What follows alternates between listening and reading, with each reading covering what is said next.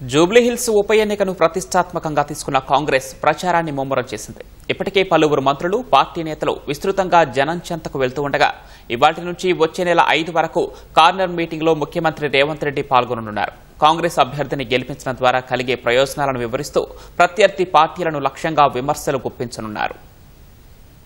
జూబ్లీహిల్స్ ఉప ఎన్నికల్లో అత్యధిక మెజార్టీతో విజయం సాధించడమే లక్ష్యంగా కాంగ్రెస్ అగ్రనేతలు ప్రచార బరిలోకి దిగారు. ఏఐసీసీ ఏర్పాటు చేసిన 40 మంది స్టార్ క్యాంపెయినర్లతో పాటు పలువురు మంత్రులు, పార్టీ సీనియర్లు, ఎమ్మెల్యేలు, ఎంపీలు, ఎమ్మెల్సీలు వారికి కేటాయించిన డివిజన్లో ప్రచారాన్ని విస్తృతంగా చేస్తున్నారు.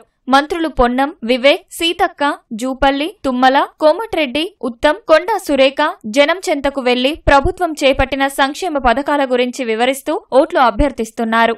నియోజకవర్గ పరిధిలో ప్రాథమిక అవసరాలైన వీధి లైట్లు, తాగునీరు, రహదారుల నిర్మాణం, ఆక్రమణల తొలగింపు, రేషన్ కార్డులు, ఇందిరమ్మ ఇల్లు తదితర అంశాలపై బస్తీల వారీగా పరిష్కరించే కార్యక్రమాలను పూర్తి చేస్తున్నారు. జూబ్లీహిల్స్ ఉప ఎన్నికలో కాంగ్రెస్ అభ్యర్థి నవీన్ యాదవ్ కి మద్దతిస్తున్నట్లు మాల మహానాడు జాతీయ అధ్యక్షుడు చెన్నయ్య తెలిపారు. హస్తం పార్టీకి మద్దతుగా తెలంగాణ జనసమితి వామపక్షాలు, ఎంఐఎం నాయకులు నవీన్ యాదవ్ గెలుపు కోసం కృషి చేస్తున్నారు. అజారుద్దీన్ కు కేబినెట్లో అవకాశమివ్వడంతో ముస్లిం మైనారిటీ ఓట్లు అనుకూలంగా మారుతాయని కాంగ్రెస్ పార్టీ అంచనా వేస్తోంది.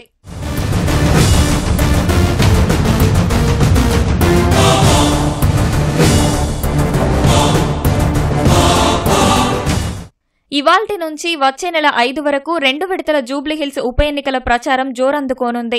స్టార్ క్యాంపెయినర్లలో ఒకరైన సీఎం రేవంత్ రెడ్డి నేటి నుంచి వచ్చే నెల 5 వరకు ప్రచారంలో పాల్గొననున్నారు. రాత్రి 7 గంటలకు వెంగళరావు నగర్, సోమాజిగూడలో ఏర్పాటు చేసిన కార్నర్ మీటింగ్లో పాల్గొంటారు. నవంబర్ 1న బోరబండ, ఎర్రగడ్డ, నవంబర్ 4న షేక్పేట 1, రహమత్ నగర్, నవంబర్ 5న షేక్పేట్ 2, యూసఫ్గూడలో సీఎం రేవంత్ రెడ్డి ప్రచారం నిర్వహించనున్నారు.